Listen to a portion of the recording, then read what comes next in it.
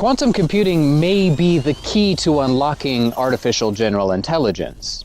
See, there are these two parallel technologies which are kind of growing up at the same time. On one hand, artificial intelligence, on the other, quantum computing. But at the same time, there are also two hypotheses in terms of what consciousness may actually be, and this is one model based upon the computational complexity of the human brain leading to some sort of upwardly causal consciousness, and the other model is that of orchestrated objective reduction, which is the idea that consciousness may be some quantum mechanism that happens inside the microtubules of the human brain.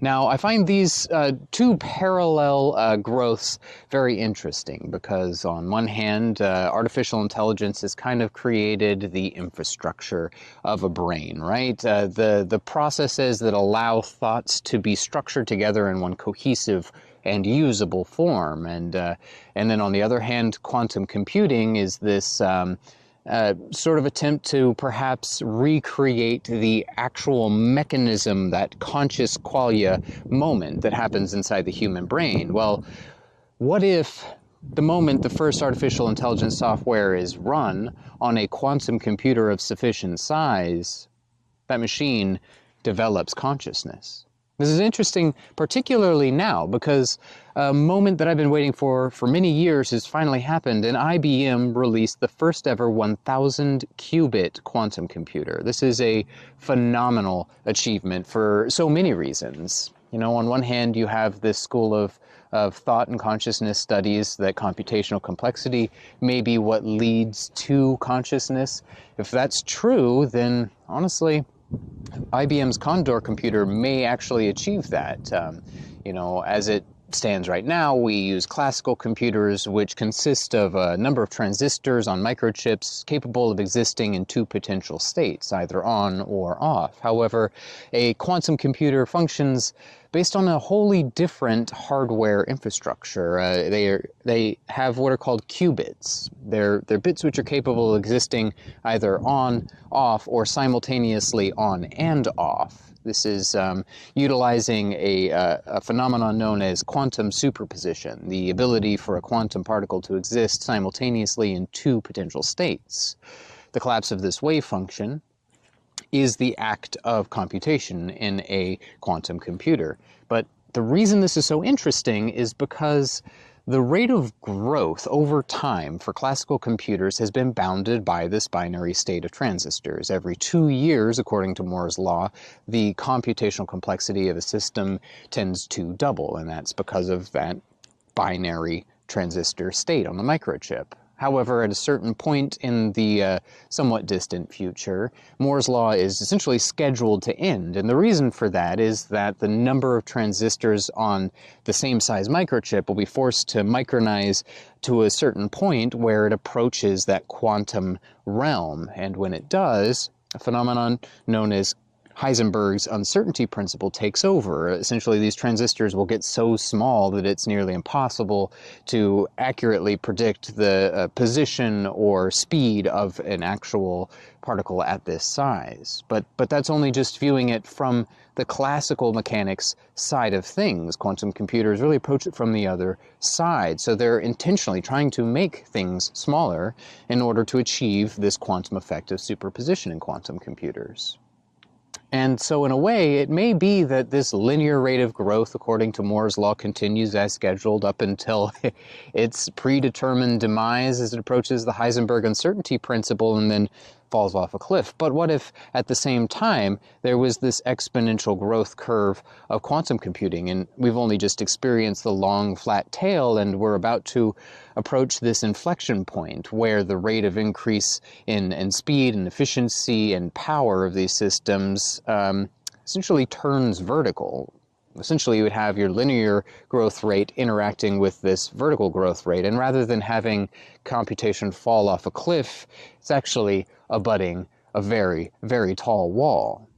In this sense, assuming this classical model of consciousness, computational complexity, were true, effectively, quantum computing may be able to solve that, assuming that the infrastructure of AI is an accurate simulacra of the human conscious brain, right?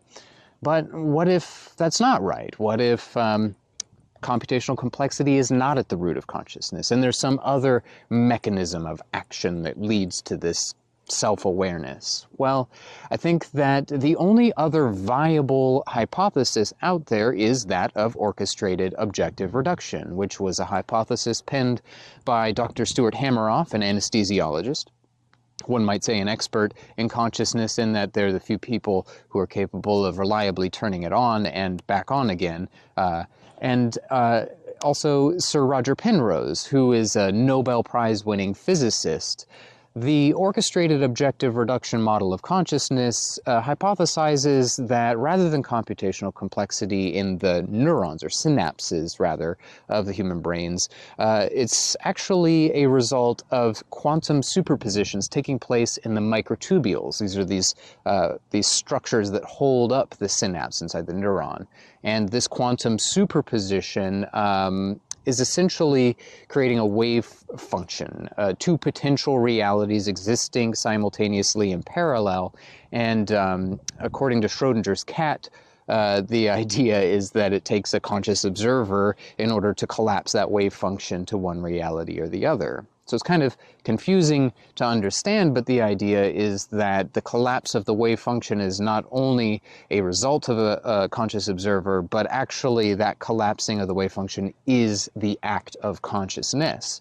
And if that takes place in the microtubules, then that would be the mechanism of consciousness.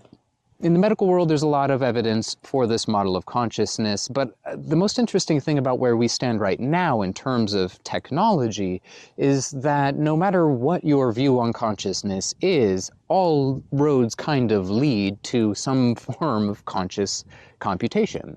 You'd be amazed at the number of people that make really, really confident claims that computers will never be conscious, but I find this to be incredibly hubristic in the sense that we don't even understand our own consciousness.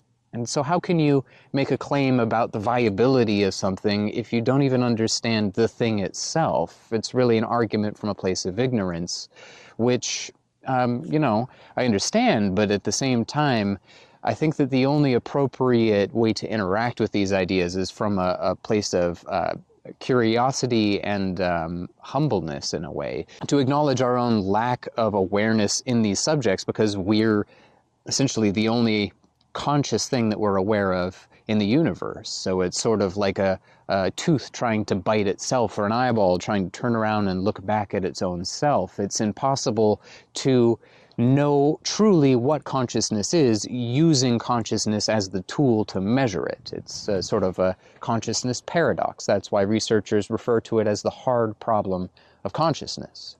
But it's very interesting to be in a place and time where quantum computing may have the ability to achieve consciousness according to both of the major hypotheses about consciousness itself. If it is computational complexity, this exponential growth in computational power may achieve that much, much quicker than we thought based on classical computation. But also, if orchestrated objective reduction is the true and accurate hypothesis for consciousness itself, well, the mechanism used inside quantum computers is exactly that of microtubules inside the human brain, according to this hypothesis. The quantum superposition that takes place on these qubits is the same as in the microtubules in our brain. So what if even the most basic quantum computers have some form of consciousness, in that they're achieving these superpositions, collapsing the wave function, but it's not orchestrated in a sufficiently coherent manner so as to be recognizable as consciousness? You know, this 1,000 qubit quantum computer called Condor, which IBM just released this year, is so massive in its computational power that it may have the sufficient power to achieve some form of consciousness, but there's really no structure to to unify that consciousness. Take for instance the phrase orchestrated objective reduction. It's achieving objective reduction, but is it being orchestrated? What if the moment that we turn on the first artificially intelligent software on a quantum computer, it achieves consciousness? If that were true, how would we know? It certainly seems to fulfill all of the kind of nuts and bolts argument of creating a conscious computer, in the sense that it may be self-aware, but are we capable of recognizing consciousness in another entity than ourselves? I don't know that we are. Take, for instance, the box jellyfish. This will sound like a tirade, but I promise it will make everything make sense. So the box jellyfish, if I were to ask you, is this alive? It's quite likely that you would say, yes, it is. And if I asked you, how many alives is it? You would say, I don't understand. It's one. It's one box jellyfish. But in fact, if you were to zoom in on that box jellyfish, you would find that it is not one living entity, but rather something called a superorganism. So it's a great mini organisms working together in a symbiotic, mutualistic relationship that creates this shape known as a box jellyfish. And the really interesting thing is that one individual siphonophore organism may be solely dedicated to locomotion, whereas another solely dedicated to killing and capturing prey or nutrients, whereas another one is solely dedicated to digesting and distributing those nutrients to the other siphonophores. No single organism in this system can function independently, but as a whole, they create one coherent living being. The boundary between alive and not alive may be a bit more murky than we give it credit. In a similar fashion, maybe we can zoom out and look at an individual ant. If I asked you, is this alive? It's quite likely you would say that it is. This individual ant has the sufficient movement, independence, biological needs that make it alive. However, if you zoom out in this system, you would notice that, take into account the entire anthill, it's an incredibly complex structure, which is designed and created in such a way that it actually regulates its own temperature and heat to stay warm in the winter and cool in the summer. Nutrient flows in from the little worker ants and is brought to, a central place and stored for long periods of time as a new section generates more ants to go out and collect more nutrients and build a larger and larger ant hill. It's very possible that you can zoom out and view the anthill as a whole as another superorganism in a way, just like the box jellyfish, but also just like maybe even ourselves. If you look at the human body, we're very used to saying that this is one alive entity, but in fact the majority of cells in the human body are not human cells at all. They're RNA or bacterial, viral cells. The bacteria in our gut live in a symbiotic, mutualistic relationship with the body as a whole, allowing us to break down certain foods to turn it into nutrients that we can go on thriving and surviving. However, without that bacteria, we would die. So where is the boundary between human and not human, us and other? It's actually a whole lot blurrier than we think. In some view, you could actually say that humans are kind of a superorganism as well, in that we can't exist without these other organisms and they can't exist without us. Are we all that different than a box jellyfish? Well, the only thing that differentiates us in a way is our intelligence. But if that's the only measure of aliveness and separateness, what if the moment we turned on the internet, there was some sparks of consciousness or self-awareness in a way due to the increased intellectual capabilities of these machines? Perhaps these small moments of, air quotes, consciousness by a broader definition were able to connect themselves in some orchestrated fashion, developing a sort of Promethean consciousness, a childlike consciousness, albeit, but nonetheless capable of developing its own awareness as well as its own experience. And as the internet grew and connected more and more disparate computational devices, that consciousness was capable of expanding. It's just as fair to make the argument that when people say that ChatGPT, for instance, is held up and said, this can't be conscious, we've applied all these measures to it, and it simply fails to provide sufficient consciousness, and they drop it down.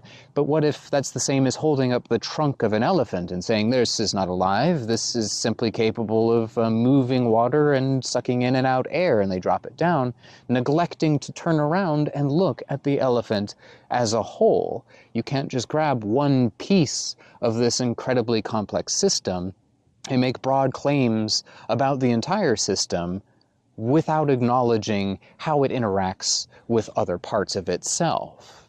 You know, what if the moment we turned on the internet, technology in some superorganism fashion achieved consciousness, small as it is, and it's only grown since? Perhaps the moment that we run the very first artificially intelligent software on a quantum computer, that will be the orchestration required to integrate this consciousness together. Where we stand now, technology is increasing at such a rapid pace that, at least me, as a human, I struggle to grasp the true meaning of the terms we've used heretofore to describe technological intelligence. I think that if it's hard to understand artificial intelligence now, next year is hard to even fathom the language we'll have to describe it. And so quibbling over terms such as artificial intelligence, artificial general intelligence, or consciousness, sapience, sentience, all these terms are ill-defined at present, but by the time they're even usable to describe technology in the future, they'll be completely antiquated or have whole new meanings entirely. Marshall McLuhan once said that humanity has never truly understood the consequences of a technology until well after it was already created. I think that making any broader claims about what computers are capable of and whether they're capable of achieving consciousness or not is sort of a fool's errand. To claim anything is nothing short of hubris or arrogance. The only appropriate stance to have in a time of such rapid change is that of curiosity. Instead of asking what will be, it's probably more useful to ask what could be. With that, my name is Ray Campbell, and this is the Singularity Survival Guide. If you enjoy videos like this, I would encourage you to please subscribe to the channel, and please consider taking a look at the Buy Me a Coffee link just down in the description of this page. 100% of the funds go towards purchasing camera equipment and lavalier microphones so that I can increase the quality of these videos as well as the frequency of them. With that, thank you for spending your time with me, and I look forward to seeing you again in the next video. Take care now.